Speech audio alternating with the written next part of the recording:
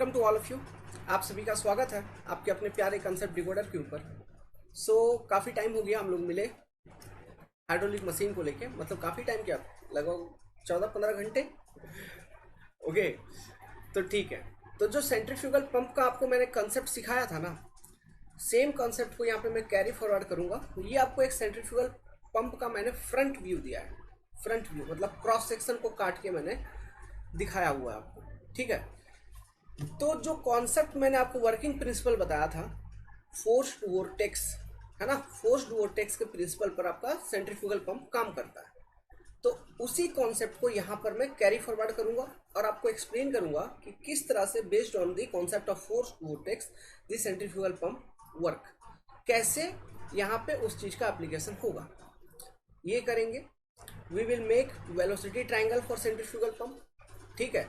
We will calculate the impeller power for centrifugal pump. So this particular class is very basic level of class for centrifugal pump, तो miss नहीं करिएगा। आगे बढ़ने से पहले मैं आप सभी से निवेदन करना चाहता हूँ कि देखिए, आजकल के टाइम पे वैकेंसीज बहुत ज़्यादा डमाडोल कर दिया है भारत सरकार ने। ऐसे केसेस में रेलवे की जो वैकेंसी है, इसके लिए हम लोग प्रोटेस्ट कर रहे हैं, डिजिटल प्रोटेस्ट। तो आप लोग कॉन्सेप्ट डिकोडर का जो ट्विटर हैंडल है ना, एटलीस्ट ट्विटर को ओपन करके उस पर फॉलो कर लीजिए। वहाँ पे हम डेली ट्वीट करते हैं to railway. At least retweet that and like those tweets, because जितना ज़्यादा हम लोग रीट्वीट करेंगे उतना आवाज़ पहुँचेगा रेलवे तक। हमें तो फॉलो करने वाले बच्चे ही कम, हाइड्रोलिक मशीन के क्लासेस देख रहे हैं 30-40 लोग। कोई बात नहीं, आप 30-40 लोग भी तो आ जाइए, ठीक है, उसी से काम बना लेंगे अपन। ओके, चलिए शुरू करते हैं। तो देखिए इसका सेटअप देखिए, ये जो सेक्शन एस है और यहाँ पे जो सेक्शन डी है, दो आपको सेक्शन दिख रहा है। इन दो सेक्शन के बीच का जो स्ट्रक्चरल पार्ट आपको दिख रहा है ना, that is only the pump, that is only the pump, ठीक है। तो ये जो सेक्शन है, पंप क्या करता है बेसिकली, यहाँ पे देख रहे हैं संप। संप मतलब जहां से उसको पानी उठानी है, किसको, पंप को, उस चीज को हम कहते हैं संप। वाटर रिजर्वायर जहां से पानी उठानी है पंप को, उसे हम कहते हैं संप। और पानी वो कहाँ पहुंचाएगा, ओवरहेड टंकी में। जैसे कि आपके घर में नीचे आप बोरवेल करते हो, ठीक है, तो वहां पे नीचे पंप आप डालते हैं अंदर में, तो वो अंदर वो चीज हो गया संप। वहां से पानी उठा के आपकी टंकी तक पहुंचा रहे हैं कि नहीं, समझ रहे हैं। तो वही चीज आपको यहाँ पे दिख रहा है। और वो संप और टैंक के बीच में हम बीच में कहीं पर पंप लगा के रखते हैं। ये कहाँ पे लगाना चाहिए, कैसे लगाना चाहिए, ये सब चीज आगे आएगा, ठीक है, नॉट टू वरी। बहुत डिटेल, बहुत बेसिक लेवल पे आपको सिखाएंगे। तो अभी समझते चलिए। तो ये संप जहां से पानी उठाएगा, टैंक हो गया ये वाला जहां तक पानी पहुंचानी है इस पंप को, this is your tank. Now ये जो सेक्शन एस दिख रहा है, ये एस सेक्शन वो सेक्शन है जब वाटर आपका इस पंप में एंटर करेगा, ठीक है। ये वाला पार्ट आपका पंप, तो ये पंप का केसिंग हो गया, दिस इज केसिंग। केसिंग आपने देख रखा है, टरबाइंस में हमने बताया था केसिंग, तो सेम केसिंग यहाँ पर भी लगी रहती है। द केसिंग वाज सेम, ठीक है। आगे चल के अभी कंपोनेंट के बारे में डिस्कस जब करेंगे, तब मैं आपको वहां पे इसके बारे में और थोड़ा जानकारी और थोड़ा डिटेल में आपको प्रोवाइड करूंगा, ठीक है। तो लेकिन केसिंग यहाँ पर भी सेम रहती है, मतलब स्पाइरल, वॉल्यूट या फिर स्क्रोल केसिंग, यहाँ पर भी सेम वही केसिंग लगा हुआ रहता है।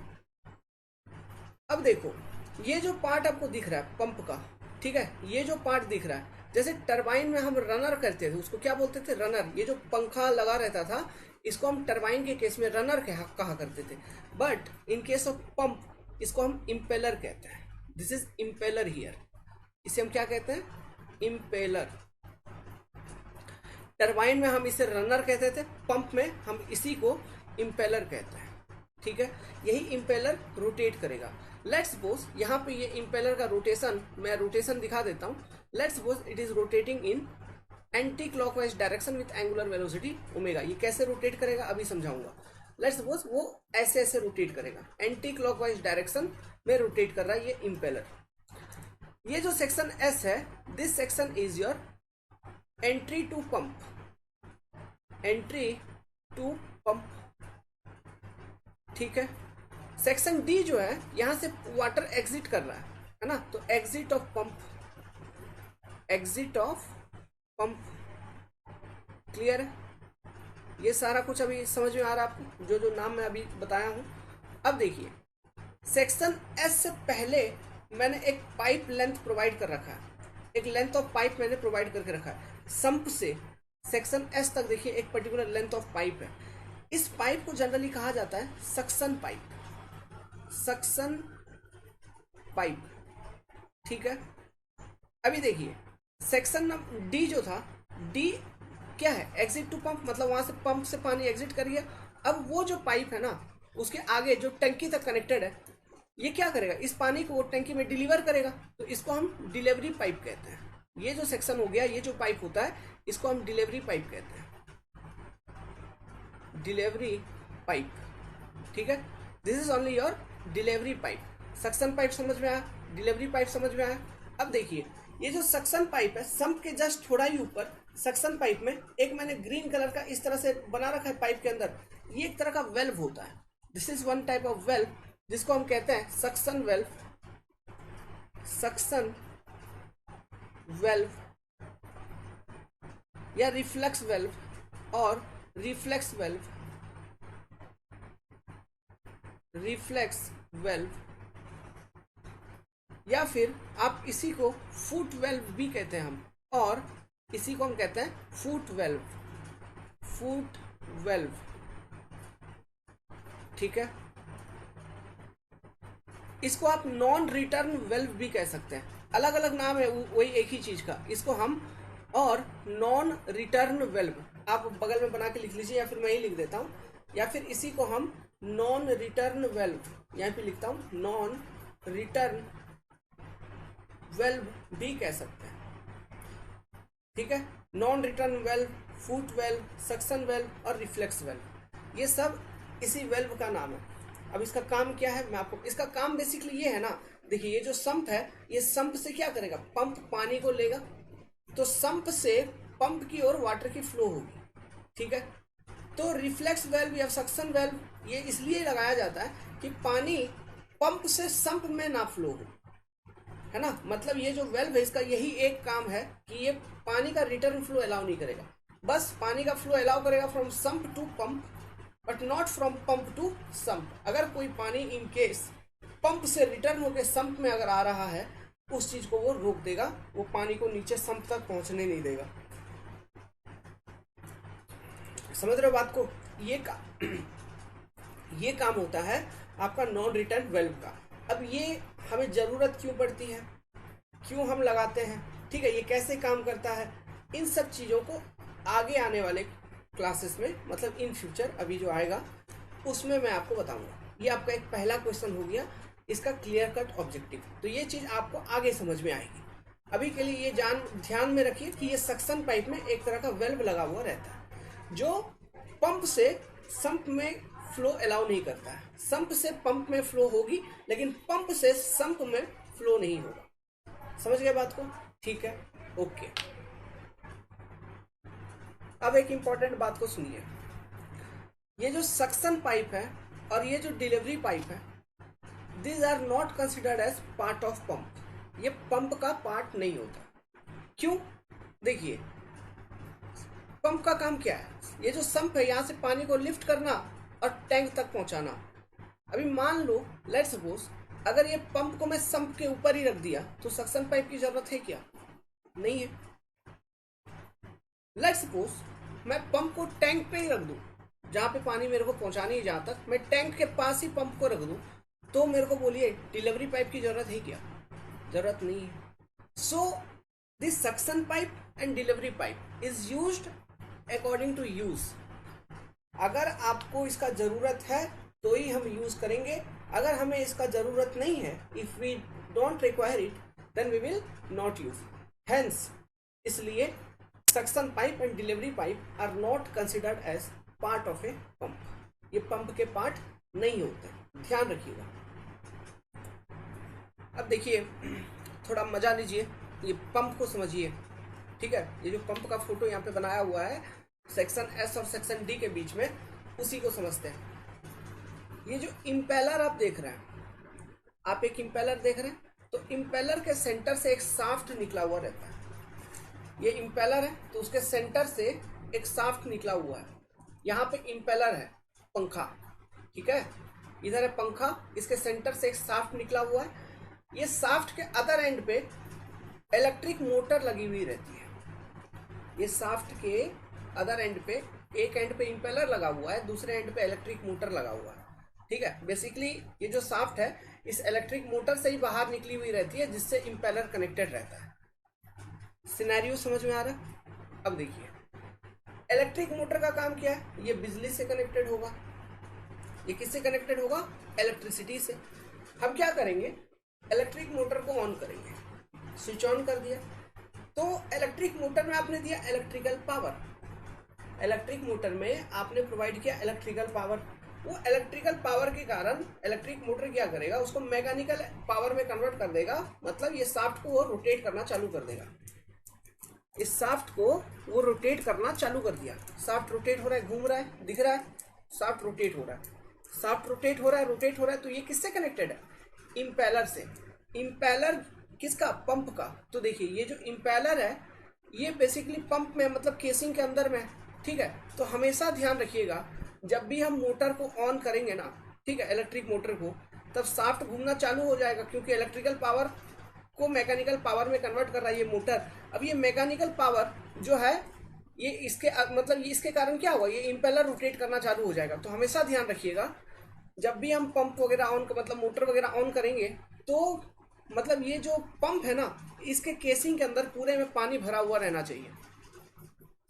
केसिंग के अंदर में पहले से ही वाटर भरा हुआ रहना चाहिए, ये जरूरी है। अब ऐसा क्यों है, ये भी एक क्वेश्चन है, आगे फ्यूचर में समझ में आएगा। लेकिन हमेशा ध्यान रखिएगा, जब भी आप मोटर को ऑन करें, केसिंग के अंदर पानी भरा हुआ होना चाहिए, ठीक है। कहने का मतलब है, मैं ये चाहता हूँ कि ये जो इम्पेलर है ये केसिंग के अंदर जो भरा हुआ पानी है उसमें रोटेट करे। जैसे टरबाइन का जो रनर था वो मतलब पानी भरा हुआ रहता था तो पानी में रोटेट करता था ना, सेम चीज यहाँ पर है ना। अच्छा, टरबाइन का जो रनर है और इसका जो इम्पेलर है दोनों सेम होता है? बिल्कुल दोनों सेम होता है, एक जैसा ही होता है। आगे चल के ये भी समझ में आएगा। सेंट्रीफ्यूगल पंप जो होता है, specially centrifugal pump, it is just opposite of Francis turbine. इसका सारा सब कुछ जस्ट अपोजिट होता है फ्रांसिस टरबाइन का। आगे कंपैरिजन बताऊंगा, समझ में आएगा, अभी ध्यान रखिए। तो देखिए इसका जो रनर है, मतलब मैं क्या बोलना चाहता हूँ, टरबाइन का जो रनर है और इसका जो इम्पेलर है वो दोनों एक जैसा ही रहता है, सेम रहता है। बस डिफरेंस ये है कि वो बड़े रहते हैं, ये छोटे रहते हैं। वो थोड़ा कम स्पीड पे घूमता है, ये ज़्यादा तेजी से घूमता है, इसलिए पंप को हम हाई स्पीड मशीन भी कहते हैं। ये ज़्यादा तेजी से रोटेट करेगा, समझ गए। और ये चीज़ ध्यान रखना है आपको, जब भी आप मोटर को ऑन करें उस वक्त क्या होना चाहिए, उस वक्त ये होना चाहिए कि इस केसिंग के अंदर पानी भरा हुआ हो और इम्पेलर जो है पानी के अंदर में रोटेट करेगा। इम्पेलर क्यों रोटेट कर रहा है? इम्पेलर रोटेट कर रहा है क्योंकि मोटर ने इलेक्ट्रिक पावर को मैकेनिकल पावर में कन्वर्ट कर दिया और ये मैकेनिकल पावर इम्पेलर को रोटेट करवा रहा है। तो जैसे इम्पेलर को रोटेट करवा रहा है, मतलब आप क्या कर रहे हैं, इम्पेलर को पावर प्रोवाइड कर रहे हैं। हम क्या प्रोवाइड कर रहे हैं, we are providing power to impeller. तो ये जो पावर है ना, इसको हम कहते हैं इम्पेलर पावर, आईपी। जो आप पावर प्रोवाइड देते हैं इम्पेलर को, this power is nothing but it is called as impeller power और it is calculated as torque into omega. Omega मतलब एक पर्टिकुलर एंगुलर वेलोसिटी के साथ वो रोटेट करने लगेगा, प्लस जो आपने एक्सटर्नल टॉर्क उसमें प्रोवाइड किया, that is only your impeller power. इसका फॉर्मूला हम डिराइव करेंगे, अभी के लिए बेसिक ये जान के रखिए। जो पावर इम्पेलर जनरेट कर रहा है इसी को कहेंगे इम्पेलर पावर। ये बेसिकली ये पावर किसके ऊपर लगा रहा है, ये जो पावर आपने दिया, इम्पेलर जब रोटेट करेगा तो केसिंग के अंदर इम्पेलर है और केसिंग में पूरा का पूरा पानी भरा हुआ है, तो ये पानी पे टॉर्क लगाएगा। देखो ये एंटी क्लॉकवाइज इस तरह से भी रोटेट कर रहा है यहाँ पे फोटो में, तो ये जैसे ब्लेड इस तरह से रोटेट करेगा, अच्छा ब्लेड ऐसे ऐसे उल्टा, तो जैसे ये इस तरह से रोटेट करेगा तो केसिंग में तो चारों बगल पानी भरा हुआ है, तो ये पानी पे टॉर्क लगा रहा है, मतलब पानी को भी घुमाने का कोशिश कर रहा है ना अपने साथ, तो इसके साथ पानी भी घूमना चालू हो जाएगा। इम्पेलर के अगर बगल जो पानी होंगे केसिंग में वो भी घूमना चालू हो जाएंगे। घूम रहा है पानी, पानी घूम रहा है घूम रहा है घूम रहा है, तो ये एक एक्सिस के अबाउट घूम रहा है ना। वो एक्सिस क्या है, centre of the shaft. This centre of the shaft इसके अराउंड इंपेलर लगी हुई है, पानी घूमना चालू कर दिया, मतलब इंपेलर घूमना चालू कर दिया पानी में, तो अपने साथ पानी को भी घुमा रहा है, मतलब इंपेलर क्या किया, पानी पे टॉर्क लगाया। ध्यान रखना, पंप के केस में जो ये इंपेलर होता है इसके ब्लेड लगाते हैं टॉर्क ऑन वाटर, लेकिन टरबाइन के केस में क्या होता था, टरबाइन के केस में पानी जो है वो बह के आती थी और ब्लेड पर टॉर्क लगाती थी। ठीक है, पानी मतलब वो टरबाइन्स के केस में पानी बह के आती थी और ब्लेड पे टॉर्क लगाती थी, तब जाके वो रनर आपका रोटेट करता था। लेकिन यहां पर ऐसा नहीं है। ये पॉइंट समझ में आ रहा है कि नहीं? पहला बेसिक्स याद करो, टरबाइन वाला, वहां पर पानी का फ्लो होता था, रनर के ब्लेड से टकराया, रनर पे लगाया टॉर्क, इस कारण से रनर होता था रोटेट। बट हियर ऐसा तो नहीं है। यहाँ पे क्या है, जो इंपेलर के पास टॉर्क है वो लगा रहा है, वो इंपेलर लगा रहा है टॉर्क पानी पर और पानी को रोटेट करवाने का कोशिश कर रहा है। यहाँ पर हम पानी को रोटेट करवाने की कोशिश कर रहे हैं with the help of this fan, with the help of this impeller. Okay, so अब मोटा मोटी आपको ये समझ में आ गया कि ये इंपेलर पानी को रोटेट करवा रहा है। ठीक है, तो एक सेंटर के बाद रोटेट हो रही है पानी इसके अगल बगल। तो ये देखो इंपेलर का ये आउटर फेरीफेरी, ये वाला आउटर फेरीफेरी और इनर फेरीफेरी आपको दिख रहा है यहाँ पे, आउटर फेरीफेरी एंड इनर फेरीफेरी। जैसे टरबाइन के रनर में हमने देखा था आउटर फेरीफेरी एंड इनर फेरीफेरी। तब जब वो सेंटर के बाद पूरा का पूरा वाटर रोटेट कर रहा है, तो यहाँ पे क्या ये वोर्टेक्स फ्लो जैसा जो फोर्स्ड वोर्टेक्स फ्लो का कॉन्सेप्ट है, ये यहाँ पे लगता हुआ नहीं नजर आ रहा है? यही तो चीज हो रही है ना, एक एक्सिस के अबाउट रोटेट कर रहा है। तो एक एक्सिस के अबाउट रोटेट करने के कारण प्रॉब्लम क्या हो रहा है? प्रॉब्लम कुछ नहीं हो रहा है। लेट्स सपोज हम कोई दो पॉइंट कंसिडर कर लेते हैं। Let's suppose this is your point number 2 and this is your point number 1, this is your point number 2 and this is your point number 1। तो जब वाटर रोटेट कर रही है तो पॉइंट 2 पे प्रेशर है मान लो P2 एंड पॉइंट 1 पे प्रेशर है P1। सो मुझे ये बताइए प्रेशर कहाँ पे ज्यादा होगा? मैंने हमेशा बोला जब फोर्स वोर्टेक्स फ्लो में क्या होता है, किसी सेंटर के अबाउट अगर एक मास रोटेट कर रही है तो रेडियली आउटवर्ड डायरेक्शन में सेंट्रीफ्यूगल फोर्सेस लगते हैं, जिस कारण से प्रेशर राइज होता है आपका। रेडियली आउटवर्ड डायरेक्शन में प्रेशर इंक्रीज होता है, या फिर आप ऐसे कह सकते हैं रेडियली इनवर्ड डायरेक्शन में प्रेशर होती है डिक्रीज। मतलब यहाँ पे ऑब्वियस सी बात है कि pressure P2 will be much more higher than pressure P1। ये बात तो कंफर्म है, क्योंकि from the centre of rotation the radial distance of point 2 is more than radial distance of point 1, इसलिए pressure at 2 will be more than pressure at 1। समझ गए? तो अब देखो, अब जैसे जैसे रोटेट करते चलोगे और रोटेट करते चलोगे और रोटेट करते चलोगे तो क्या होगा? जितना ज्यादा रोटेशन होगा ये प्रेशर P1 जो है कहां पर, at the inner periphery of this impeller. P1 जो प्रेशर है at the inner periphery of the impeller, P1 pressure decrease होना चालू होगा। सुनिएगा बात को, इंपेलर को रोटेट कर रहे हैं आप, टॉर्क एक्सटर्नल टॉर्क प्रोवाइड कर दिया इंपेलर के ऊपर, तो इंपेलर रोटेट कर रहा है उस टॉर्क के कारण, जिसके कारण वो पूरा पानी को रोटेट करवा रहा है ना। तो यहाँ पे एक फोर्स्ड वोर्टेक्स फ्लो का कॉन्सेप्ट हमको देखने को मिल रहा है। तो इसलिए at the inner periphery of the impeller जो प्रेशर है वो डिक्रीज होना चालू हो जाएगा, और डिक्रीज होते होते हो सकता है ये जो प्रेशर P1 है it becomes less than atmospheric pressure. बिल्कुल इट इज पॉसिबल, है ना। डिक्रीज हो रहा है प्रेशर, तो हो सकता है वो एटमॉस्फेरिक प्रेशर से भी कम का प्रेशर हो गया वहां पर। जैसे ही ऐसा होगा मतलब वहां पे एक तरह का इंपेलर के इनर फेरीफेरी पे वैक्यूम क्रिएट हो गया। क्या इंपेलर के इनर फेरीफेरी पे एक तरह का वैक्यूम क्रिएट हो रहा है, नेगेटिव प्रेशर जोन क्रिएट हो रहा है, एटमॉस्फेरिक प्रेशर से कम का प्रेशर है।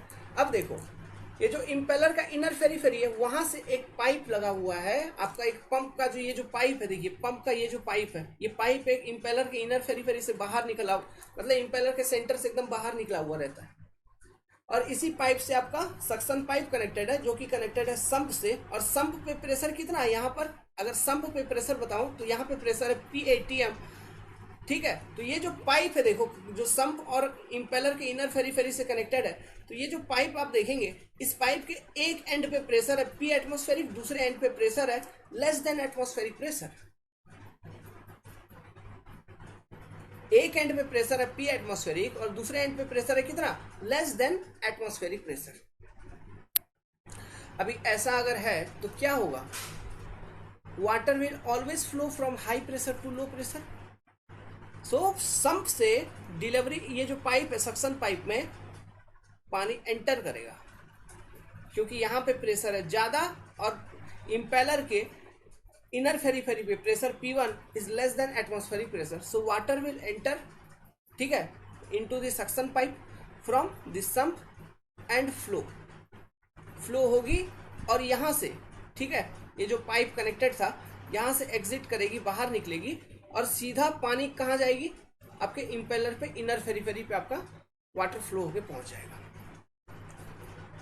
इम्पेलर के इनर फेरीफेरी पे वाटर फ्लो होके पहुंच जाएगा, मतलब संप से पंप तक पानी आपकी लिफ्ट हो जाएगी थ्रू सक्शन पंप, मतलब थ्रू सेक्शन पाइप। क्यों लिफ्ट हो रही है? क्योंकि एक प्रेशर ग्रेडियंट क्रिएट हो गया, एक प्रेशर डिफरेंस क्रिएट हो गया, higher pressure to low pressure flow हो जा रही है। यहां तक लॉजिक समझ में आया कि पानी कैसे लिफ्ट हो रहा है, ठीक है, पानी कैसे लिफ्ट हुआ, ये चीज समझ में आया। अब देखो, तो पानी लिफ्ट हुआ, फिर पानी लिफ्ट होने के बाद इस पाइप के माध्यम से पानी बाहर निकली, इम्पेलर के इनर फेरीफेरी पे बाहर निकली और बाहर निकलते ही पानी कहाँ जाएगा, एकदम एंट्री करेगा। कहाँ पे एंट्री करेगा? पानी एंट्री करेगा at inner periphery of this what runner. पानी यहाँ पे एंट्री करेगा, इनर फेरीफेरी ऑफ रनर पे एंट्री करेगा पानी, और ये जो रनर पे ब्लेड लगे हुए, इस ब्लेड के ऊपर से फ्लो होते हुए पॉइंट 2 से एग्जिट करेगी, ठीक है, इस ब्लेड के ऊपर फ्लो होते हुए पॉइंट 2 से एग्जिट करेगी। तो देखिए पानी यहाँ पे जो एंटर हो रहा है वो एट इनर फेरीफेरी हो रहा है, और देखिए ये फ्लो आउटवर्ड होगा, बाहर की तरफ होगा। क्यों होगा? क्योंकि देखिए जब पानी आपको यहाँ पे रोटेट कर रहा था ना एक सेंटर के अबाउट, तो रेडियली आउटवर्ड डायरेक्शन में आपका सेंट्रीफ्यूगल फोर्स एक्ट कर रहा है। सो ये रेडियली आउटवर्ड डायरेक्शन में ब्लेड के ऊपर से ऐसे वाटर फ्लो करते हुए, इस तरह से फ्लो करते हुए पॉइंट 2 से पानी आपकी एग्जिट करेगी, रेडियली आउटवर्ड डायरेक्शन में फ्लो करेगा, क्योंकि रेडियल आउटवर्ड डायरेक्शन में सेंट्रीफ्यूगल फोर्सेस लगते हैं, इसलिए रेडियल आउटवर्ड डायरेक्शन में फ्लो करेगा। और जो वाटर, मतलब जो इनर फेरीफेरी पे एंटर हो रही है, इस पंप के इनर फेरीफेरी पे जो एंटर हो रही है वाटर, वो रेडियल आउटवर्ड डायरेक्शन में फ्लो करेगा और मतलब पॉइंट 1 पे एंट्री होगा और पॉइंट 2 से एग्जिट कर जाएगा। समझ रहे हो बात को? ये एग्जिट कर जाएगा। सो यहाँ पर देखिए, मैंने आपको बोला था कि जब मैं रिएक्शन टरबाइन पढ़ा रहा था तो वहाँ पे radial invert flow type of reaction turbine मैंने बताया था, ठीक है, जो कि फ्रांसिस टरबाइन जिसका एक एग्जांपल है। तो यहाँ पर देखिए क्या रेडियल आउटवर्ड फ्लो हो रही है, तो मैंने बोला था जो radial outward flow type of runner बनता है वो लगा हुआ रहता है किसमें? आपका सेंट्रीफ्यूगल पंप में। तो यहाँ पे देखिए रेडियल आउटवर्ड फ्लो हो रहा है कि नहीं? रेडियल डायरेक्शन में फ्लो होगा लेकिन आउटवर्ड फ्लो होगा। समझ रहे हो बात को? तो ये चीज आप ध्यान रखना। सो वाटर इस प्लेट को लीव किया, मतलब पॉइंट 2 को लीव किया। अब वहां से क्या होगा? पानी कहाँ जाएगा? वहां से सीधा का सीधा पानी ये केसिंग में एंटर करेगी। It will enter into casing and casing में फिर ये पानी फ्लो करता हुआ, ठीक है, in casing the water will flow and it will guided towards the exit of the pump, ठीक है, ये एग्जिट ऑफ द पंप की ओर जाएगा और वहां से आपका डिलीवरी टैंक में चला जाएगा, मतलब डिलीवरी पाइप में होते हुए आपका टैंक में आपका पानी चला जाएगा। ये चीज आपको यहाँ पे देखने को मिलेगा। समझ रहे? अब एक चीज देखो, जब पानी एग्जिट कर रहा है पॉइंट 2 से, जब पानी एग्जिट कर रहा है पॉइंट 2 से, यहाँ पे जो पॉइंट 2 मैंने लिया था, मतलब ये जो इम्पेलर है उसके आउटर फेरीफेरी से जब वाटर एग्जिट कर रही है, तो क्या पानी का प्रेशर काफी ज्यादा है? क्या पानी का प्रेशर काफी ज्यादा है? और देखिए चूंकि ये फोर्स्ड वोर्टेक्स फ्लो है, मैंने ये चीज भी आपको बोला था, रेडियल आउटवर्ड डायरेक्शन में आपका मतलब सेंटर से जितना ज्यादा दूर रेडियल डिस्टेंस, मतलब जितना रेडियल डिस्टेंस बढ़ेगा आपका टेंजेंशियल वेलोसिटी, मतलब वेलोसिटी भी उतना ज्यादा होगी, है ना। तो जब वाटर एग्जिट कर रहा है पॉइंट 2 से, क्या पानी का प्रेशर और वेलोसिटी दोनों ज्यादा है? बिल्कुल, पानी का प्रेशर एंड वेलोसिटी दोनों ही ज्यादा है। समझ गए? सो एट पॉइंट 2 पे, अगर मैं सिंपली एट पॉइंट 2 बात करूं, ये पर्टिकुलर पॉइंट पे पानी के पास प्रेशर भी ज्यादा है, वेलोसिटी भी ज्यादा है। तो ये ज्यादा प्रेशर एंड ज्यादा वेलोसिटी के साथ पानी एंटर करेगा केसिंग में, फिर केसिंग में फ्लो करते हुए it will be guided to delivery pipe, मतलब exit to the pump and from there it will enter into delivery pipe, then to the overhead tank. ये कॉन्सेप्ट होती है पंप की, और इस तरह से आपका ये पंप काम करता है। पानी को लिफ्ट करेगा पहले, सबसे पहले सक्शन को क्रिएट करके, मतलब वैक्यूम क्रिएट करेगा at inner periphery of the impeller, और सम्प से वहाँ पे कनेक्टेड है, और चूंकि सम्प पे एटमॉस्फेरिक प्रेशर है उस कारण से प्रेशर डिफरेंस यहाँ पे होगी, मतलब high pressure to low pressure flow होगा, तो पानी सम्प से लिफ्ट ऑफ होके इम्पेलर के इनर पेरिफेरी पे मतलब यहाँ से एग्जिट करेगा। फिर वहाँ से क्या होगा, मतलब इम्पेलर की इनर पेरिफेरी तक पानी आएगी, फिर यहाँ से इम्पेलर की इनर पेरिफेरी पे वाटर एंटर करते हुए पॉइंट 2 से एग्जिट करेगा, और एंटर जब करेगा फिर ये चूंकि सेंट्रीफ्यूगल फोर्स रेडियल डायरेक्शन में लग रहा है तो the water will flow in radial direction, और रेडियल देखिए इनर पेरिफेरी से एंट्री हो रहा है, आउटर पेरिफेरी को एग्जिट कर रहा है, तो इसलिए यहाँ पे radial outward type of flow मेरे को देखने को मिल रहा है।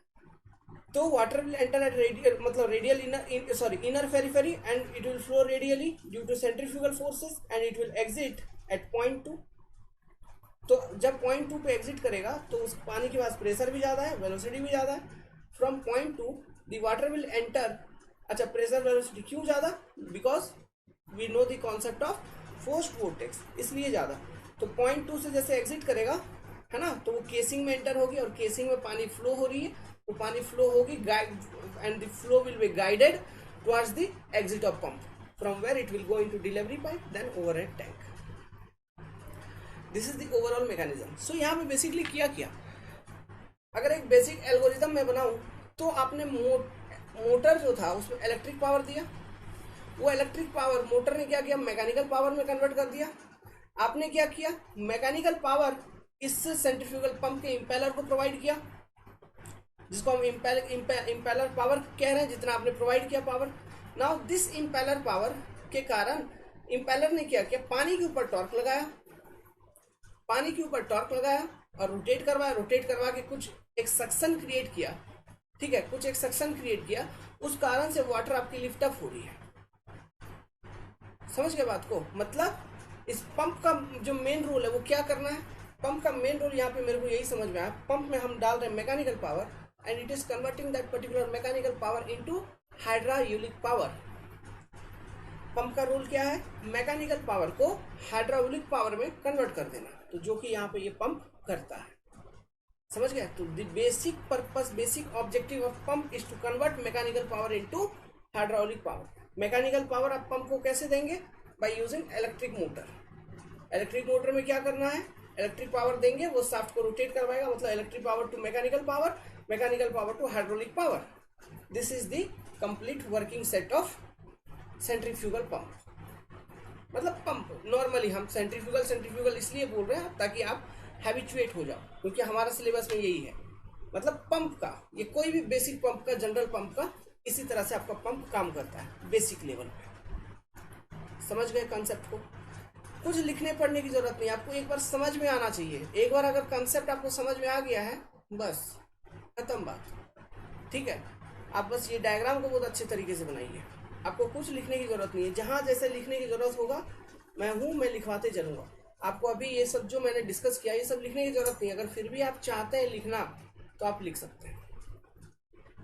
अगर आप चाहते हैं, if you are interested then you can write, but it is not necessary, understanding is necessary, ठीक है। अब मैं क्या सोच रहा हूँ ना कि इतना सारा आप लोगों को बोल दिया हूँ, दिमाग हो सकता है लोड ना ले पाए, इसलिए मैं आपको लिखवा देता हूँ, ठीक है। ये जो चीज़ मैंने डिस्कस किया bit to bit, same to same हम लिखवा देते हैं। आपको कॉपी में लिखने का मन है तो लिख लीजिएगा, अगर नहीं लिखने का मन है तो नहीं लिखिएगा। हम अपना कॉपी का स्क्रीनशॉट लेके आएंगे, वहाँ से डिक्टेट कर देंगे जो हमने क्लास बनाने से पहले कॉपी अपना लिखा था। एक्चुअली हम अपना हैंड रिटन नोट्स इसलिए नहीं देते हैं ना, हमारी राइटिंग उतनी अच्छी है नहीं, इसलिए हम आप लोगों से हैंड रिटन नोट्स मांग लेते हैं, कह रहे जो जो बाबू लोग बनाया है तो नोट्स भेजो, मांगते हैं कि नहीं।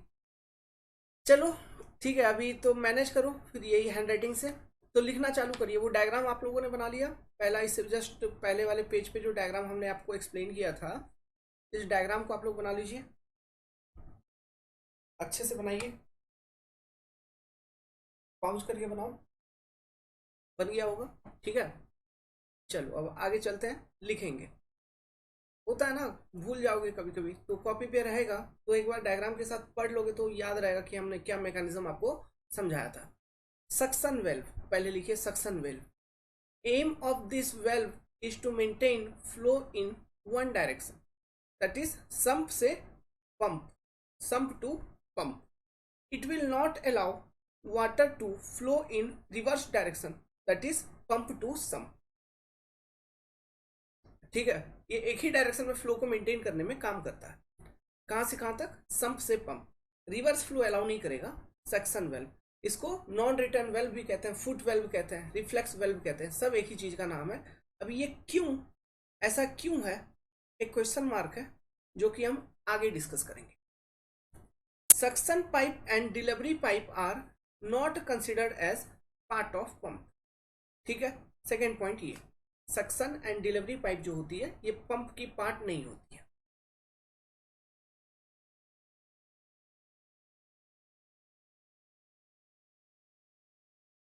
Next, size of impeller is small as compare to size of runner in turbines. लेकिन दोनों दिखता सेम जैसा है, लेकिन इसका साइज काफी छोटा होता है, but rotate at very high speed. मैं आपको बताऊं, इसकी जो पंप्स की जो स्पेसिफिक स्पीड का रेंज होता है ना, वो 2000-3000 ऐसा होता है। टरबाइन का तो उस रेंज में आ भी नहीं पाता है, लेकिन पंप 2000-3000 तक पहुंचता है। समझ गए बात को? तो स्पेसिफिक स्पीड काफी ज्यादा हाई होती है इनकी, है ना, इसलिए इसको हाई स्पीड मशीन भी कहा जाता है पंप को। Impeller is connected to a, next point, impeller is connected to a shaft and at other end of shaft a motor is connect. Impeller जो एक शाफ्ट से जुड़ा हुआ रहता है और शाफ्ट के अदर एंड पे इलेक्ट्रिक मोटर लगी हुई रहती थी। ठीक है, नेक्स्ट। अब देखिए, ये पॉइंट को अच्छे से समझना बहुत जरूरी है। एक मिनट, कलर थोड़ा चेंज कर लो। हाँ, इलेक्ट्रिक पावर आपने प्रोवाइड किया मोटर में, फ्लो चार्ट मैंने बना रखा है। मोटर ने क्या किया, इसी इलेक्ट्रिक पावर को मैकेनिकल पावर में कन्वर्ट कर दिया, दैट इज शाफ्ट को रोटेट करना चालू कर दिया ये। It then rotate, it then rotate impeller of pump. फिर ये क्या करेगा, इम्पेलर ऑफ पंप को रोटेट करेगा। मतलब आपने इम्पेलर को मैकेनिकल पावर प्रोवाइड किया, मतलब पंप को मैकेनिकल पावर प्रोवाइड किया, and that particular mechanical power is converted into hydraulic power. ये जो पावर आपने दिया इम्पेलर को, इस पंप के इम्पेलर को जो पावर आपने दिया, इसी पावर को हम कहते हैं impeller power. This power is only called as impeller power. Power given to impeller is called impeller power. And ये impeller power IP equal to torque into omega. कितना टॉर्क से आप इम्पेलर को रोटेट कर रहे हैं and the angular velocity of the rotation, we will easily able to calculate the impeller power T into omega, है ना, where omega is your angular velocity, T is your torque in newton metre. ऐसा clear है? ठीक है, आगे।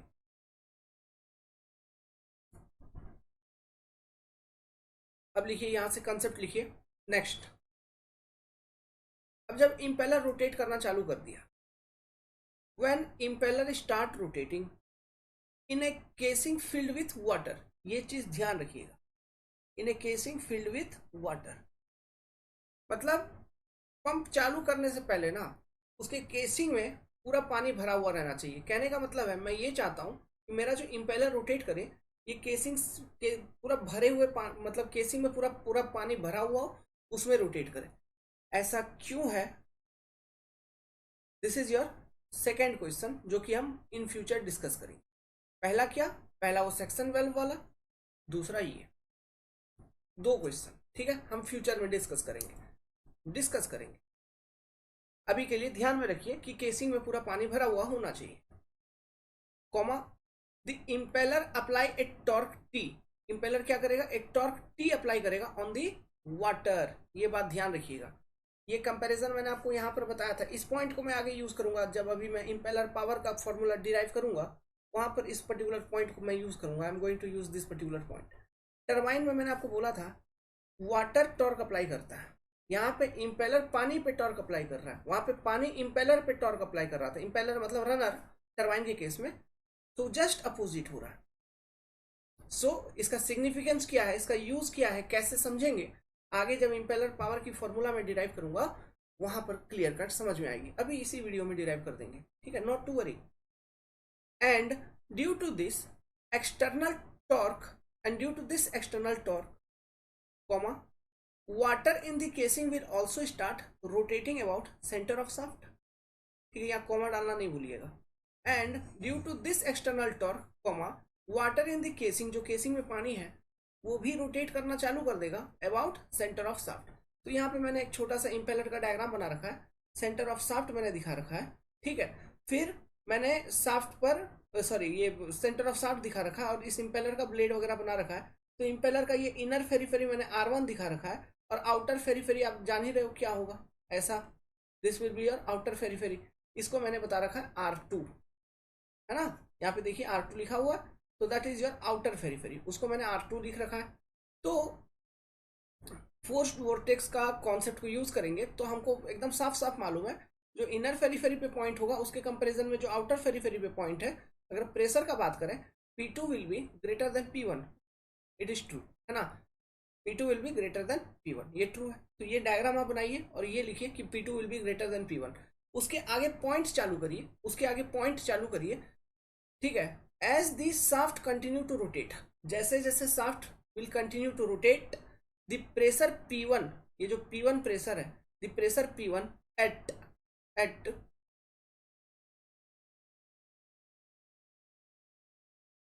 Inner periphery of the impeller, P1 कहाँ है, impeller के इनर फेरीफेरी पे, inner periphery of impeller start decreasing, ये डिक्रीज होना शुरू हो जाता है and fall below P80m, atmospheric pressure से भी कम हो जाएगी। Hence, a vacuum is created at inner periphery of the pump impeller. एक वैक्यूम क्रिएट हो जाएगा at the inner periphery of the pump impeller. Full stop. Next, the impeller is connected to a pipe. Impeller किससे connected है, एक pipe के माध्यम से connected है, which is connected to suction pipe, which is connected to sump. Impeller से बाहर निकलता हुआ पंप से एक पाइप है और वो जो बाहर निकलता हुआ पाइप है, ये पाइप कनेक्टेड है आपका सक्शन पाइप से, और जो सक्शन पाइप है it is connected to sump, ठीक है, आपने डायग्राम देखा है। And pressure at sump is atmospheric pressure, and pressure at sump is atmospheric pressure. अब क्या होगा, यहाँ पे तुम्हारा प्रेशर डिफरेंस हो गया कि नहीं पाइप के दोनों एंड पे, ठीक है। ये डायग्राम बनाओ, ये सम्प बनाओ, ये मतलब इस पाइप का एग्जिट बनाओ, मतलब पंप के अंदर का एग्जिट, मतलब ये यहाँ पे इंपेलर होगा, ठीक है, यहाँ पे इंपेलर भी है। तो ये इंपेलर बनाया नहीं ताकि डायग्राम गंदा हो जाए, आप तो वो जान ही रहे हो, ठीक है। तो यहाँ पे देखिए, यहाँ पे प्रेशर है P एटमॉस्फेरिक प्रेशर और इधर है P1। अब ये धीरे धीरे क्या होगा ना, जैसे इंपेलर आपका रोटेट होगा, मैंने बताया था आपका जो P1 प्रेशर है it will be less than atmospheric pressure. Note, flow will take place from high pressure to low pressure, that is water will get lifted from sump to pump, क्योंकि यहाँ पे P1 जो है वो P atmospheric से कम हो गया, ठीक है। तो P एटमॉस्फेरिक ज्यादा और यहाँ पे इंपेलर के इनर फेरीफेरी पे प्रेशर कम, तो ये पाइप के दो अलग अलग एंड पे प्रेशर डिफरेंस है, तो पाइप में पानी लिफ्ट हो जाएगा और ये लिफ्ट होके कहाँ जाएगा, ये इंपेलर के इनर फेरीफेरी पर एग्जिट करेगा। ये जो पानी है इंपेलर के इनर फेरीफेरी पे एग्जिट करेगा, फिर वहां से ये जो इंपेलर था उसके ब्लेड पर एंट्री करेगा, और कहां से, इनर फेरीफेरी से एंट्री करेगा, रेडियली उसके ब्लेड पे फ्लो करता हुआ, ठीक है, रेडियली उसके ब्लेड पे फ्लो करता हुआ पॉइंट 2 से एग्जिट कर जाएगा with high pressure and high velocity.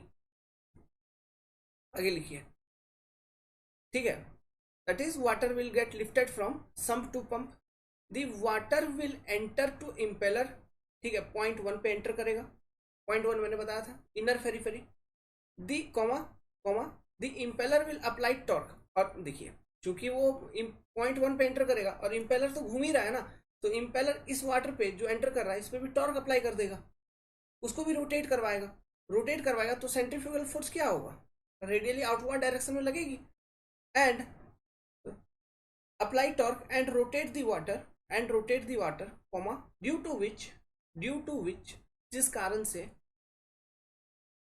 Centrifugal force will act in radial direction.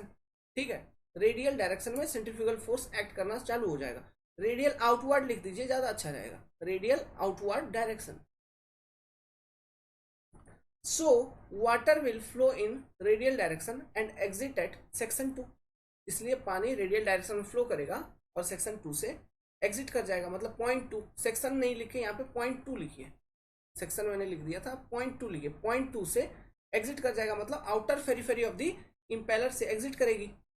Then water will enter into casing with high pressure and high velocity. क्योंकि आपको मालूम है फोर्स वोर्टेक्स में क्या होता है, रेडियल डिस्टेंस जैसे बढ़ता है प्रेशर एंड वेलोसिटी दोनों इंक्रीज हो जाती है। तो चूंकि वो पॉइंट 2 से एग्जिट कर रहा है, तो जब एग्जिट कर रहा है पानी के पास वेलोसिटी भी हाई है, प्रेशर भी हाई है, और उस high pressure and high velocity के साथ वाटर आपका केसिंग में एंटर करेगा and from casing it is guided towards exit to the pump, exit of the pump. वहां से फिर डिलीवरी पाइप में होता हुआ डिलीवरी टैंक तक आपका पहुंच जाएगा, मतलब ओवरहेड टैंक तक आपका ये पानी पहुंच जाएगा। समझ रहे हो बात को? High pressure and high velocity from where it is guided towards exit to pump, that is section D की ओर इसे गाइड कर दिया जाएगा। समझ गए? एट सेक्शन डी पे pressure and velocity both are maximum, pressure and velocity both are maximum. और प्रेशर के कारण क्या होगी, पानी जो है ना उस पाइप में लिफ्ट होगी and due to pressure water will get lifted and due to that velocity water will flow. समझ गए? प्रेशर ही वो चीज है जिस कारण से वाटर आपका लिफ्ट होगा and due to velocity water will flow in the pipe and it will reach the overhead tank. समझे बात को? Due to high pressure water will get lifted and due to velocity it will flow and deliver into tank and deliver into tank।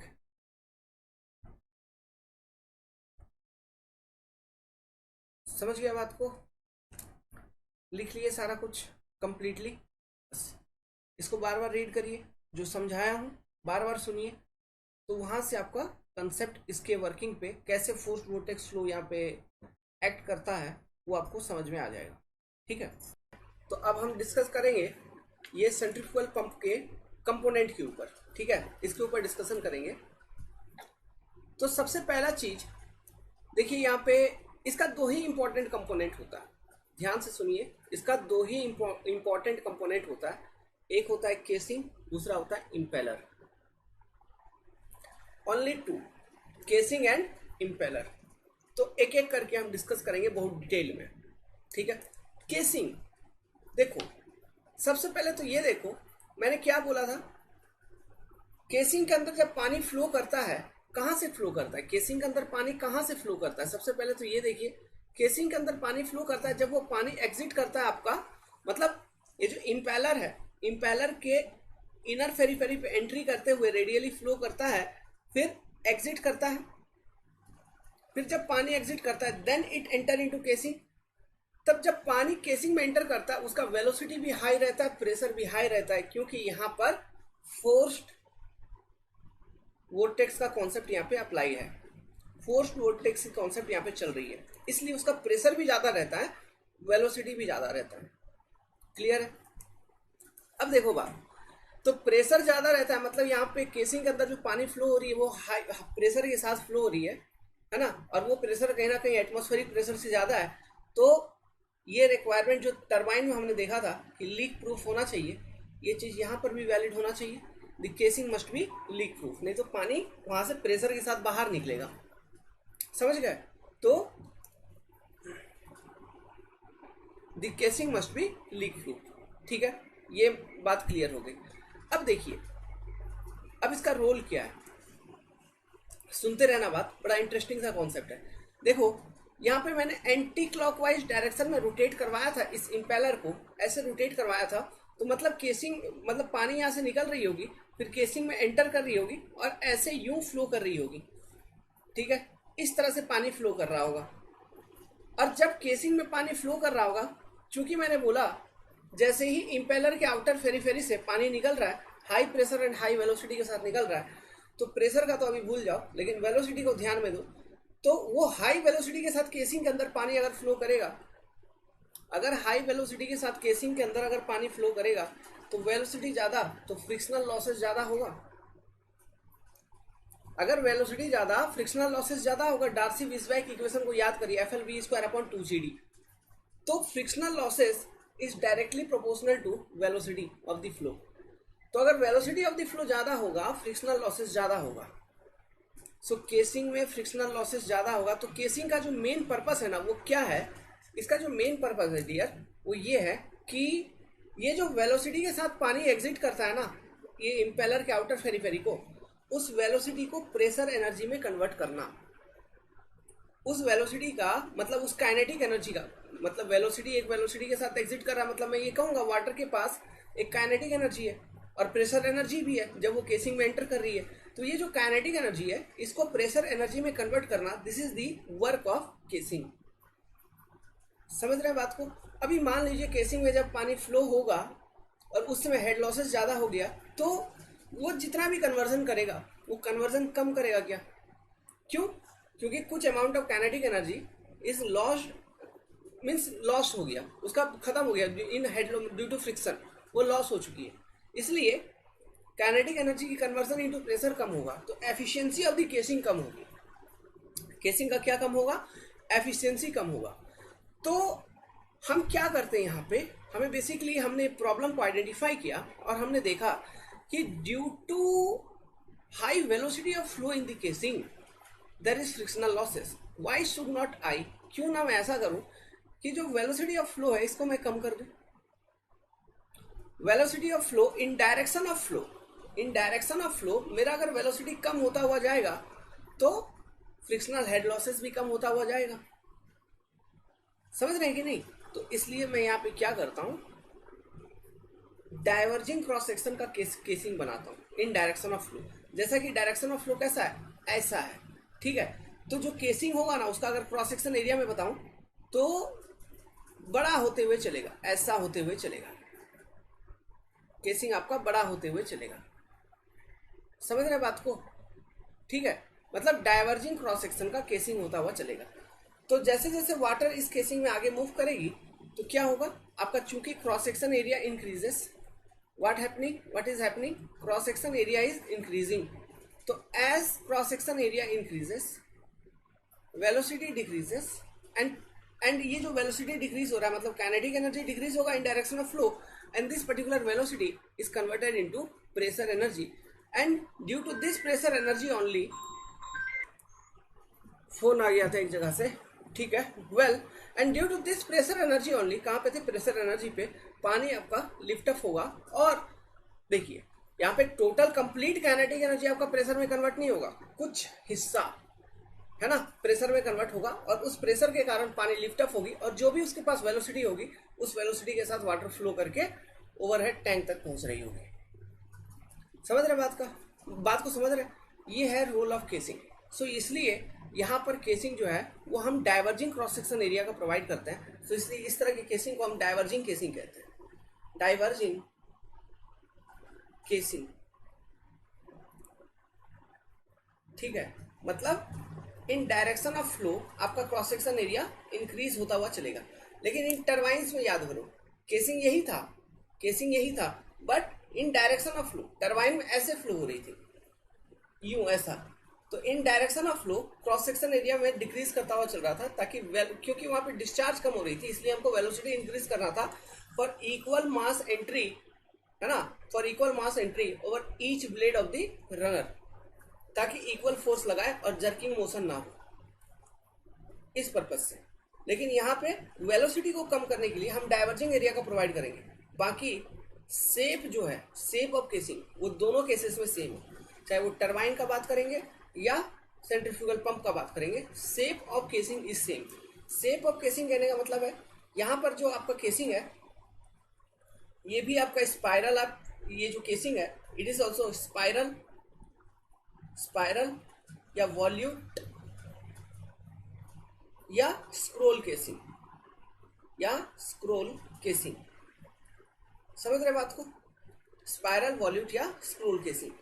बस यही है कि यहाँ पे इन direction of flow आपका केसिंग का क्रॉस सेक्शन एरिया इंक्रीज होता हुआ चलेगा, मतलब डाइवर्जिंग केस है, यहाँ डाइवर्जिंग फ्लो हो रहा है, समझ रहे हैं, ताकि प्रेशर बढ़ता चले, वेलोसिटी डिक्रीज होता चले। प्रैक्टिकली ये चीज देखा गया माय डियर्स, प्रैक्टिकली ये चीज ऑब्जर्व किया गया। ये जो केसिंग आपको यहाँ पे सामने दिख रहा है ना, जस्ट अभी जो सामने मैंने दिखा रखा है, ये पर्टिकुलर केसिंग, ये एक सिंपल केसिंग है। This is one type of simple casing. तो ये सिंपल केसिंग में वाटर जब इस पॉइंट 2 से एग्जिट की, मतलब ये पॉइंट 2 है मान लो, दिस आर द पॉइंट 2, मतलब outer periphery of the impeller, यहाँ से जब वाटर एग्जिट की तो उसके पास जो भी काइनेटिक एनर्जी था, उस काइनेटिक एनर्जी का 60 to 70% of kinetic energy pressure energy में वो कन्वर्ट कर देता है। 60 to 70% ऑफ काइनेटिक एनर्जी वो प्रेशर एनर्जी में कन्वर्ट कर देता है in case of simple diverging casing. ये एक तरह का सिंपल डाइवर्जिंग केसिंग है सेंट्रीफ्यूगल पंप का, ठीक है। और मैंने रूल आपको बता रखा है, केसिंग का मेन रोल यहाँ पे क्या होता है पंप में, कि जो काइनेटिक एनर्जी है उसको प्रेशर एनर्जी में कन्वर्ट करना। तो चूंकि ये 60 to 70% कर रहा है, तो सिंपल केसिंग का जो एफिशिएंसी है वो क्या होगा, यही 60 to 70%। समझ रहे बात को? सिंपल केसिंग का जो एफिशिएंसी अगर आपसे पूछेगा कि what is efficiency of simple casing, this is only 60 to 70%।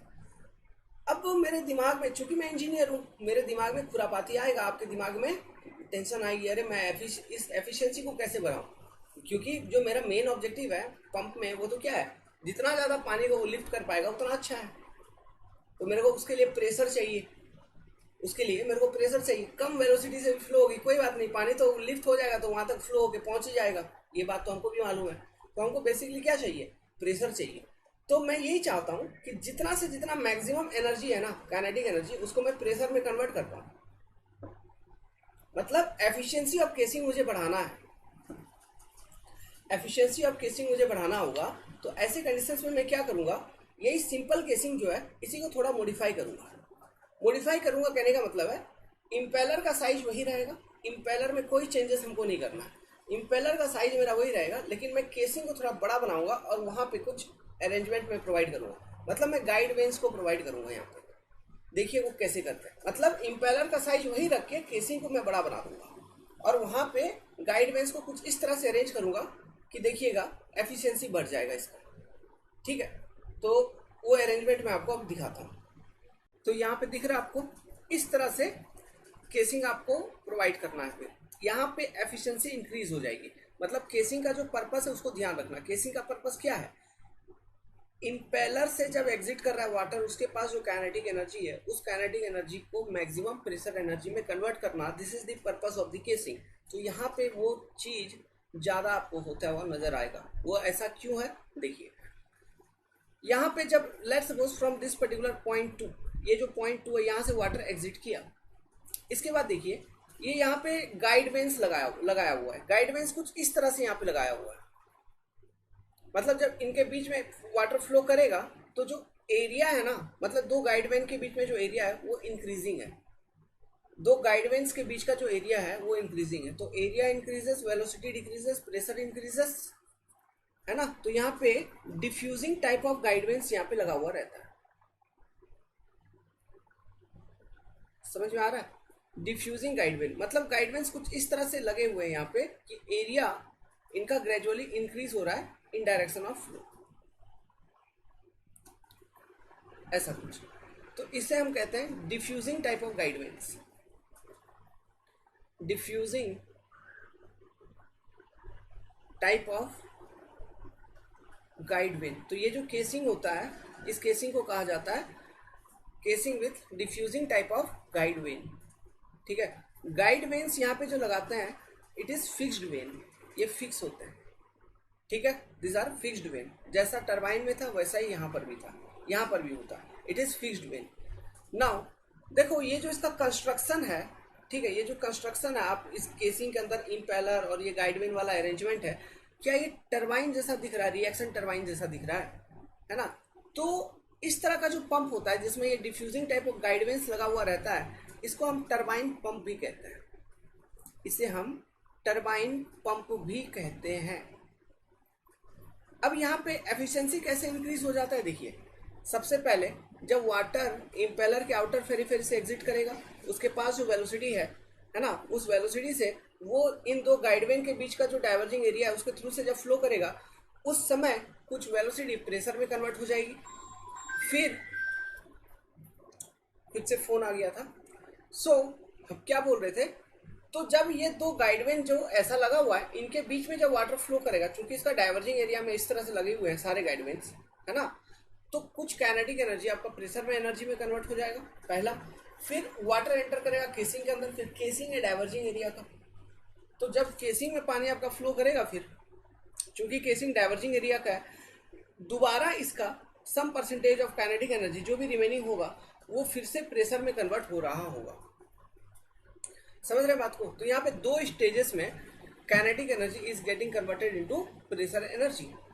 समझ रहे हैं? इसलिए एफिशिएंसी इस तरह का केसिंग का इंप्रूव हो जाता है, और इस तरह के केसिंग को कहा जाता है डिफ्यूजिंग टाइप ऑफ, मतलब diffusing type of casing with diffusing type of guide vanes, इसको हम सिंपली ये कहते हैं। ठीक है, तो इसकी एफिशिएंसी इंक्रीज हो जाती है, और प्रैक्टिकली ये देखा गया है।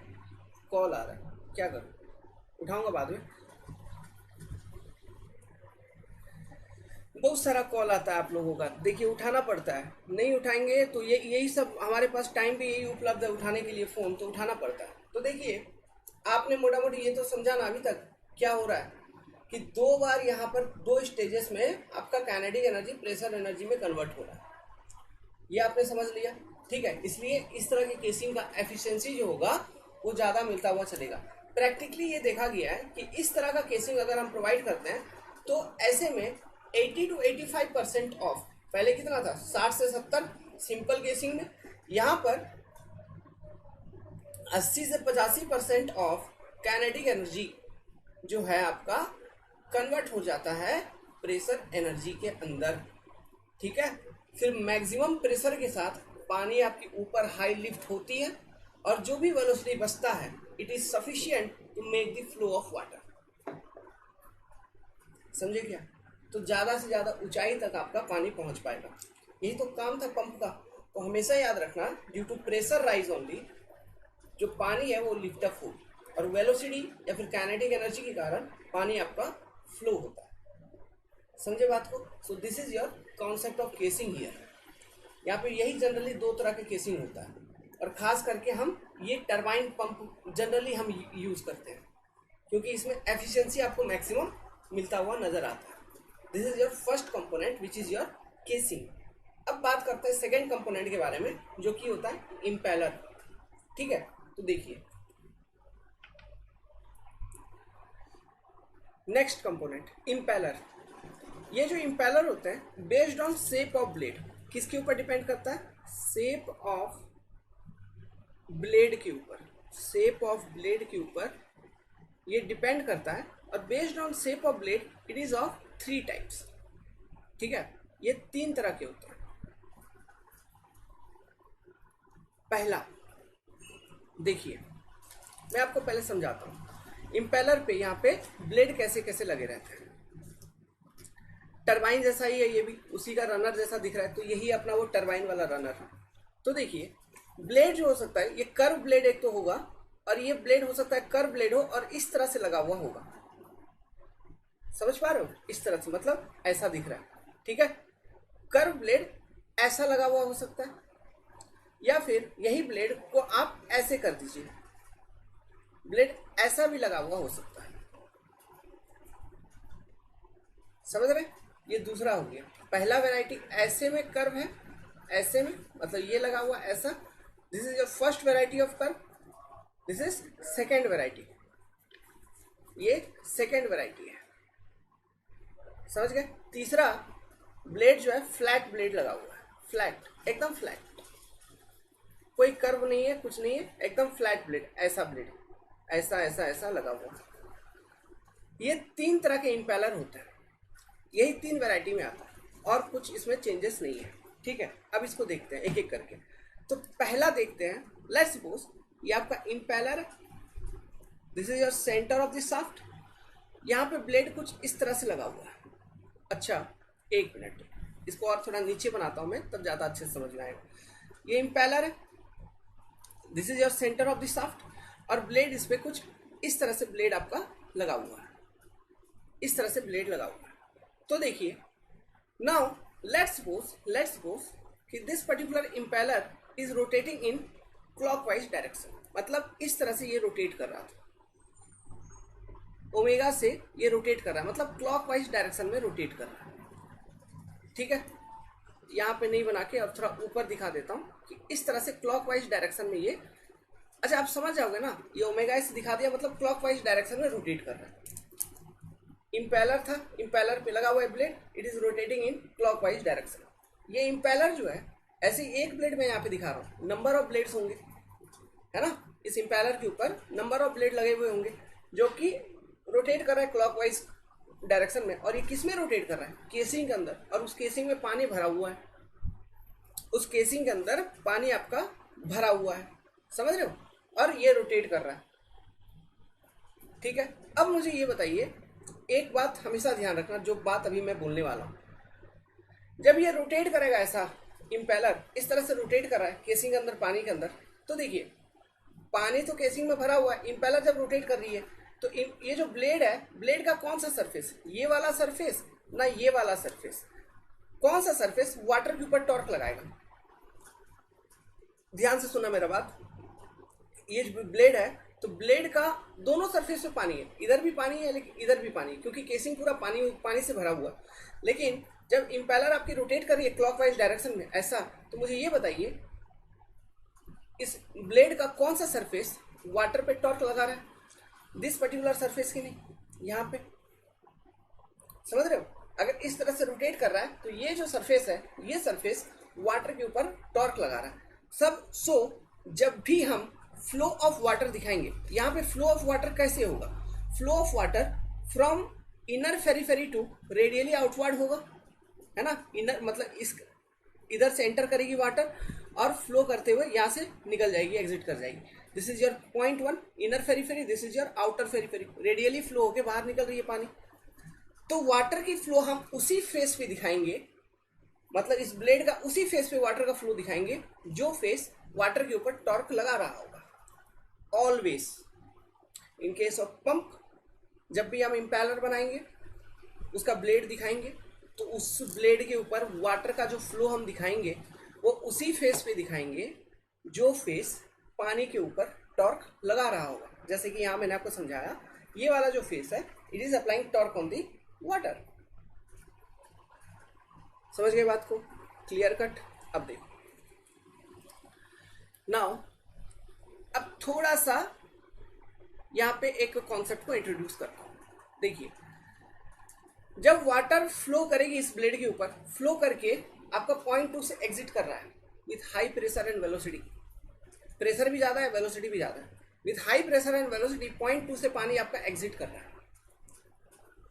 तो एग्जिट करने का रूल जो है for shockless exit, for smooth and shockless exit, मैंने आपको क्या बोला था, ये जो ब्लेड होगा इसका जो टिप है, इसके टिप से टेंजेंशियल होना चाहिए आपका डायरेक्शन ऑफ रिलेटिव वेलोसिटी।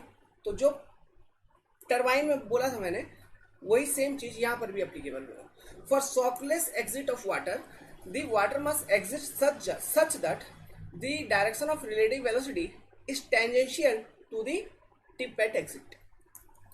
तो ये VR2, ये पॉइंट 2 है, तो ये VR2 का डायरेक्शन कुछ ऐसा होगा, it will be tangential to the, है ना, टिप, मतलब एग्जिट पे जो टिप है आपका ब्लेड का, इसके टेंजेंशियल होगा ये VR2 का direction. This is your VR2। Now ये इम्पेलर इस तरह से रोटेट कर रही है, तो इसके अपना एक टेंजेंशियल वेलोसिटी भी तो होगा, जिसको हम कहते थे U2 कहेंगे। पॉइंट 2 पे जो टेंजेंशियल वेलोसिटी होगा वो इस तरह से, मतलब इस पर्टिकुलर डायरेक्शन में होगा। मतलब टेंजेंशियल वेलोसिटी का डायरेक्शन कैसे निकालोगे, जो रेडियल डायरेक्शन है उसके परपेंडिकुलर में जो डायरेक्शन होगा that will be your direction of tangential velocity. तो U2 वहाँ पे जो टेंजेंशियल वेलोसिटी होगा, U2 इक्वल टू कैसे निकालेंगे आप, U2 equal to omega into R2, simple. तो U2 जो वहाँ पे निकलेगा टेंजेंशियल वेलोसिटी, उसका डायरेक्शन कैसा है, U होगा, क्योंकि यहाँ पे क्लॉकवाइज रोटेट कर रहा है तो डायरेक्शन ऐसा होगा। तो ये जो अच्छा चलो बाद में अभी बताऊंगा। तो ये मैं यहाँ पे ऐसे वेक्टर बना सकता हूँ, U2 vector I can show here like this, यहाँ पे मैं ऐसे u2 वेक्टर बना सकता हूँ।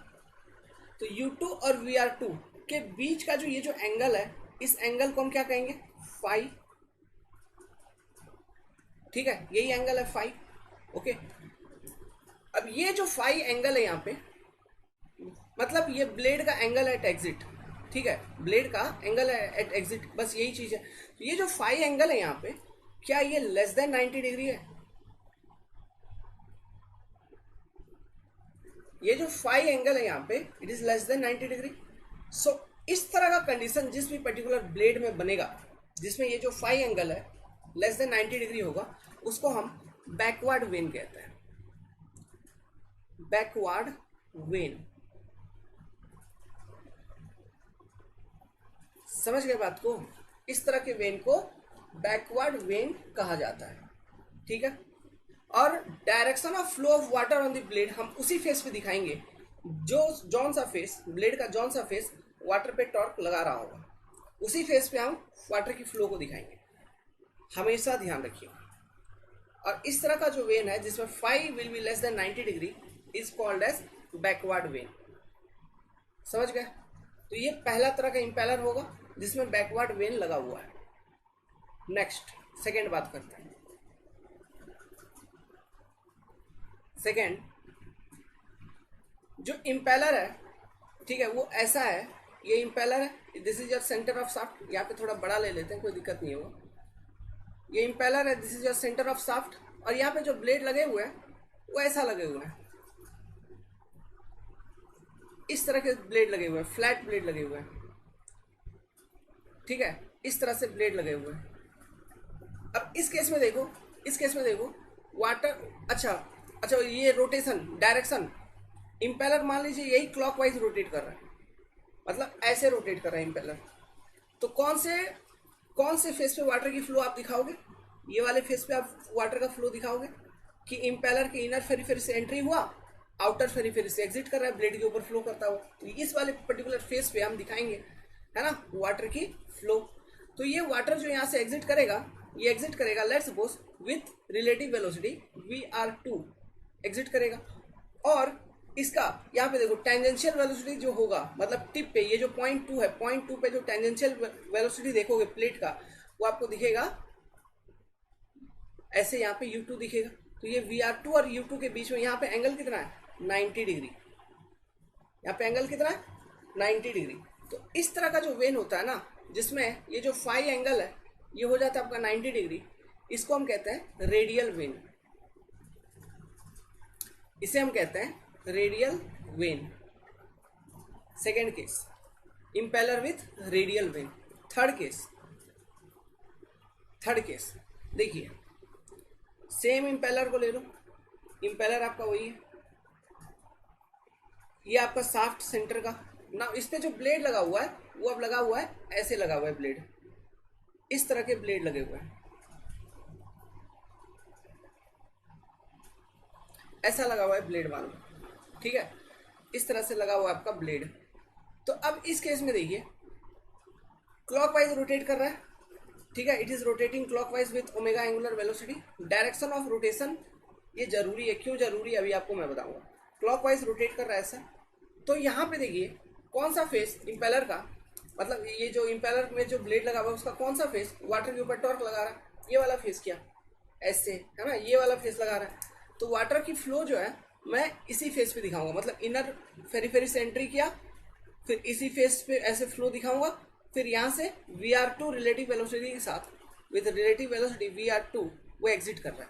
और इसका vr2 का डायरेक्शन क्या होना चाहिए, जो एग्जिट पॉइंट है, मतलब एग्जिट पॉइंट जो है ब्लेड का, उसका जो टिप एंगल होगा उसके अलाउंग होना चाहिए, मतलब tangential to that must be your direction of relative velocity vr2। तो मैंने ये दिखा दिया। अभी u2 यहाँ पे आप दिखाओगे, u2 यहाँ से सिंपली आप एक वेक्टर बनाइए, this will be your u2 की नहीं। तो ये जो एंगल यहाँ पे आप देख रहे हो, what is this particular angle, this is your phi. And क्या यहाँ पे ये phi is greater than 90 degree. तो जहां पर फाई ग्रेटर देन 90 डिग्री मिलेगा, उस तरह का जो वेन होता है उसको हम कहते हैं फॉरवर्ड वेन। फॉरवर्ड वेन, समझ में आया बात? ठीक है, तो ये 3 तरह का हमारे पास इम्पेलर होता है। Impeller with backward when, impeller with radial when, impeller with forward when. अब वो बात मुद्दे की ये है कि इनमें से मैं कौन सा यूज करूंगा अपने पंप में। 99.9999% केसेस में we are going to use backward vane. We are always going to use backward vane. Backward vane जो होता है it is better than all, better among this 3 category. सबसे बेस्ट होती है बैकवर्ड वेन। ऐसा क्यों होता है, ये भी एक क्वेश्चन है जो आगे चल के हम डिस्कस करेंगे। तो यहाँ पे मैं आपको टोटल 3 क्वेश्चन अभी तक मैं आपको बता चुका हूँ जो आगे चल के डिस्कस करेंगे। मेरे को याद है पहला वाला कौन सा, वेल्व के बारे में, सक्शन वेल्व के बारे में। दूसरा वाला क्या, दूसरा वाला क्वेश्चन क्या था, केसिंग के अंदर पानी क्यों भरा हुआ रहना चाहिए। तीसरा क्वेश्चन कि बैकवर्ड वेन ही हम ज़्यादा प्रिफर क्यों करेंगे अमॉन्ग ऑल दोज 3 वेन्स। ये 3 क्वेश्चन, ये इन फ्यूचर आपको समझ में आएगी। पंप तो अभी मैंने स्टार्ट किया है, धीरे धीरे कॉन्सेप्ट को बिल्डअप कर रहे हैं। इन फ्यूचर जैसे जैसे कॉन्सेप्ट फर्दर बिल्डअप हो जाएगी तो आपका मतलब आइडिया क्लियर कट हो जाएगा इसके ऊपर, ठीक है। आराम से इजी वे में समझ में आएगा। अभी वो एक टॉपिक नहीं आई है कुछ कुछ, अब अभी से मैं ये सब चीज़ बताऊंगा तो लाइन एंड लेंथ आपका खराब हो जाएगा, दिक्कत हुआ है, इसलिए मैं अभी बता नहीं रहा हूँ, समझे।